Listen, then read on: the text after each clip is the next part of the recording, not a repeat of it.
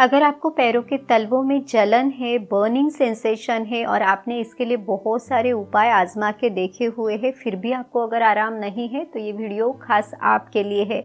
इस वीडियो में हम इसके लिए आयुर्वेदिक उपाय देखेंगे, साथ ही में कुछ होम रेमेडीज देखेंगे। परहेज आपने क्या करना है, यानी किन कारणों से आपकी पैरों की ये जो जलन है ये बढ़ सकती है, ये भी देखेंगे। साथ ही में आपके शरीर में कौन से दोष बढ़े हुए हैं इसके बारे में भी हम आपको पूरी जानकारी देंगे। तो पूरी जानकारी के लिए वीडियो आखिर तक ज़रूर देखिए।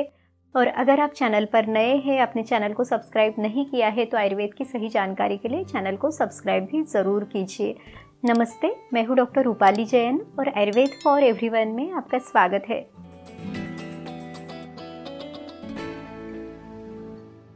वाग्भट ऋषि कहते हैं, पादयोः कुरुते दाहम पित्ता श्रुक सहितो अनिलः। यानी अब देखिए, संस्कृत में इसे पाद दाह कहा जाता है। पाद ये संस्कृत शब्द है, यानी उसका अर्थ है पैर, और दाह यानी जलन, बर्निंग सेंसेशन। तो जब भी पैरों में इस तरह की जलन होती है तो ये सिर्फ पित्त दोष के बढ़ने से नहीं होती, तो पित्त के साथ साथ वात और रक्त की भी दृष्टि है। अब आयुर्वेद में 3 दोष बताए जाते हैं, वात, पित्त, कफ, और उसी के साथ सप्त धातु है, जैसे रस, रक्त, मांस, मेद, अस्थि, मज्जा और शुक्र। तो ये जो लक्षण है, इसमें पित्त दोष, वात दोष और रक्त धातु, ये तीनों दूषित होते हैं। अब ये जो दोष और धातु बिगड़े हुए हैं, तो इनके बिगड़ने के पीछे भी बहुत सारे कारण रहते हैं। अब इन कारणों को जानना क्यों ज़रूरी है, क्योंकि अगर हम कारणों को जाने बिना कोई भी होम रेमेडी, कोई भी नुस्खा अपनाते हैं तो थोड़ा बहुत तो रिजल्ट मिल जाता है, लेकिन कोई भी परमानेंट सोल्यूशन नहीं मिलता। तो इसलिए इसको जानना बहुत ज़रूरी है। अगर आपके खाने में तीखी, खट्टी, नमकीन चीज़ें बहुत ज़्यादा है, या फिर आप मसालेदार फ्राइड चीज़ें ज़्यादा लेते हैं, चाय कॉफ़ी का ज़्यादा आप सेवन करते हैं, या फिर कोल्ड ड्रिंक्स वगैरह ज़्यादा है, तो इन सब से शरीर में पित्त दोष बढ़ता है। और पित्त दोष और रक्त धातु का आश्रय संबंध है, यानी शरीर में सबसे ज़्यादा ये पित्त दोष ही रक्त धातु को दूषित करता है। साथ ही में जो विरुद्ध आहार है वो भी इसको खराब करने का कारण रह सकता है। हमने इसके पहले भी विरुद्ध आहार के बारे में वीडियोस बनाए हुए हैं, वो वीडियोस भी आप देख सकते हैं। अगर आप आपके खाने में बहुत ज़्यादा रूखी सूखी चीज़ें लेते हैं जिसमें स्निग्धता की कमी है, या फिर सैलड्स बहुत ज़्यादा है, अंकुरित आहार जैसे कि आप चना है, स्प्राउट्स है, ये बहुत ज़्यादा क्वांटिटी में लेते हैं, तो इन सब से शरीर में वात दोष बढ़ता है। अगर आप रात को जागते हैं तो रात को जागने से भी शरीर में वात और पित्त, ये दोनों दोष बिगड़ते हैं।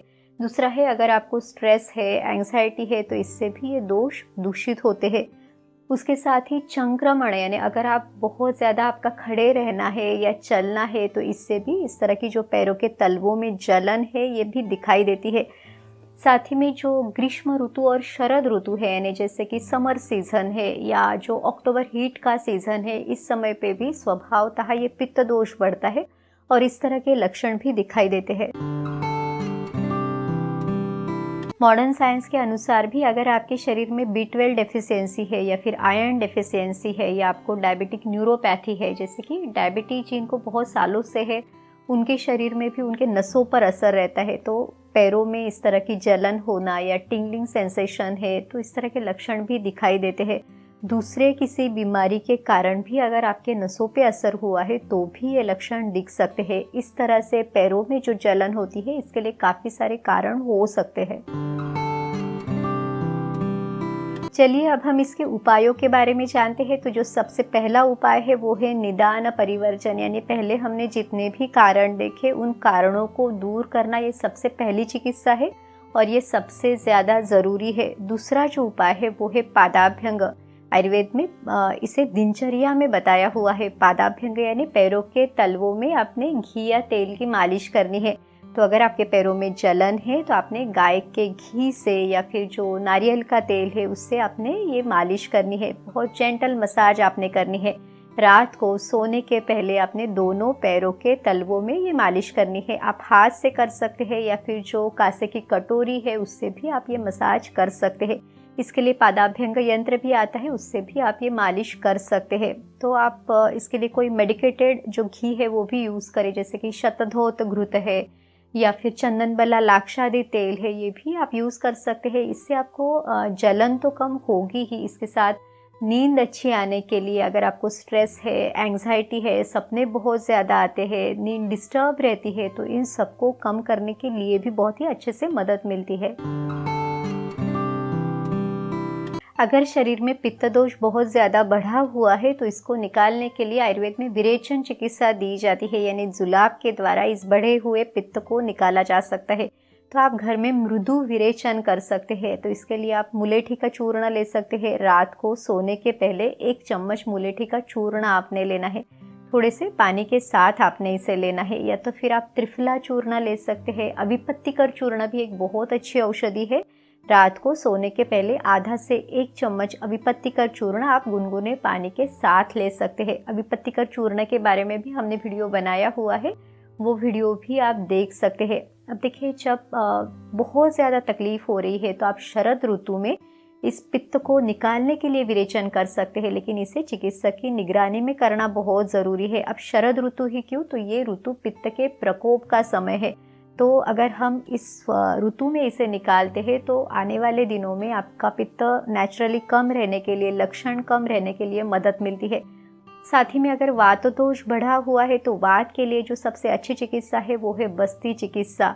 और अगर रक्त धातु दूषित हुआ है तो उसके लिए रक्त मोक्षण चिकित्सा की जाती है। लेकिन ये जो विरेचन है या रक्त मोक्षण है, बस्ती चिकित्सा है, आप आपके नज़दीकी आयुर्वेद चिकित्सक के यहाँ कर सकते हैं। चलिए अब देखते हैं कि आप होम रेमेडीज कौन सी ले सकते हैं। तो इसमें हमें ऐसी ही होम रेमेडी चाहिए जो शरीर में वात और पित्त इन दोनों को कम करे, क्योंकि वात और पित्त इन दोनों के गुण बहुत अलग अलग है। तो काफ़ी बार ऐसे होता है कि कोई औषधि वात को कम करती है लेकिन पित्त को बढ़ाती है, या उल्टा भी कर सकती है। तो जो वात पित्त दोनों को कम करे ऐसी ही होम रेमेडीज़ हमने अपनानी है। तो इसमें सबसे पहला है गाय का घी। गाय का घी वात और पित्त इन दोनों को कम करता है। तो दिन भर में आपने 2 से 3 चम्मच गाय का घी लेना है। आप आपके खाने में ही इसे ले सकते हैं, जैसे कि चावल गरम है उसके ऊपर या दाल में डाल के आप ये घी ले सकते हैं। दूसरा जो है वो है मक्खन, यानी सफ़ेद मक्खन। तो ये भी बहुत अच्छी औषधि है। मक्खन में थोड़ी सी धागे वाली मिश्री मिला के आपने इसका सेवन करना है, तो इससे भी शरीर में ये जो जलन है वो कम होती है। तीसरी जो औषधि है वो है काला मुनक्का। काला मुनक्का भी वात और पित्त इन दोनों को कम करती है। रात को सोने के पहले लगभग 8 से 10 मुनक्के अपने पानी में भिगो के रखने हैं और दूसरे दिन सुबह अपने ये मुनक्के अच्छी तरह से चबा चबा के खाना है, और जो पानी बचा है उसका भी सेवन आपने करना है। जो अगली औषधि है वो है अंजीर। तो 1 से 2 अंजीर रात को अपने पानी में भिगो के दूसरे दिन आपने इसका सेवन करना है, या तो फिर इस अंजीर को दूध में पका के उसका सेवन भी आप कर सकते हैं। जो अगली होम रेमेडी है वो है खजूर। जनरली लोगों को ये लगता है कि खजूर की तासीर गर्म है, लेकिन नहीं, ये शीतवीर्य है और ये भी बहुत अच्छे से आपकी तकलीफ को कम कर सकता है। खजूर को आप थोड़े से घी के साथ भी सेवन कर सकते हैं। इसके साथ ही घर में गीला नारियल है तो उसका सेवन आप कर सकते हैं।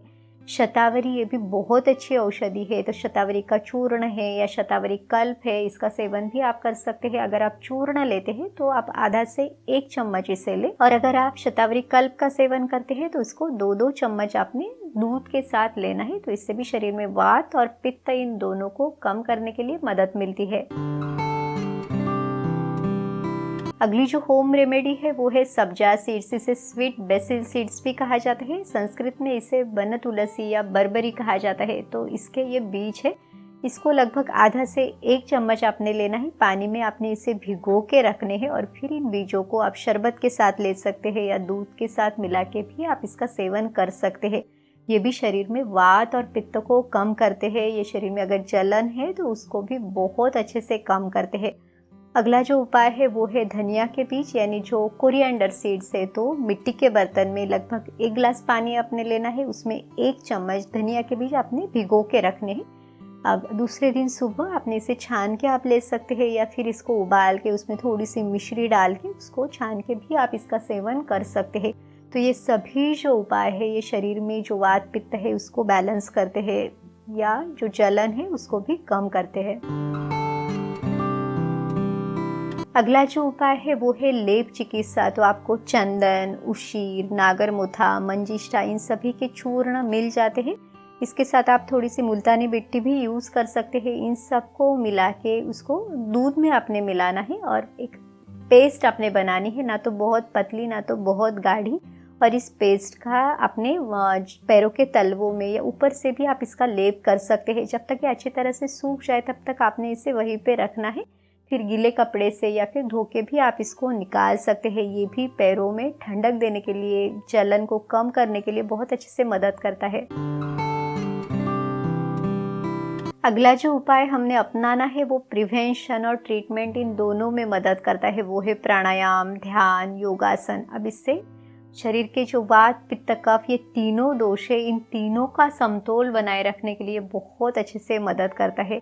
तो इस तरह से आज के वीडियो में हमने पैरों की जो जलन है, बर्निंग सेंसेशन है, इसको कम करने के लिए आपने कौन से उपायों को अपनाना है, क्या प्रिकॉशन लेनी है, इसकी पूरी जानकारी ली है। उम्मीद है ये वीडियो आपकी मदद ज़रूर करेगा। अगर आपको ये वीडियो अच्छा लगा तो लाइक ज़रूर कीजिए। तो चलिए फिर मिलते हैं अगले वीडियो में। आयुर्वेद को अपनाइए, स्वस्थ रहिए। नमस्ते।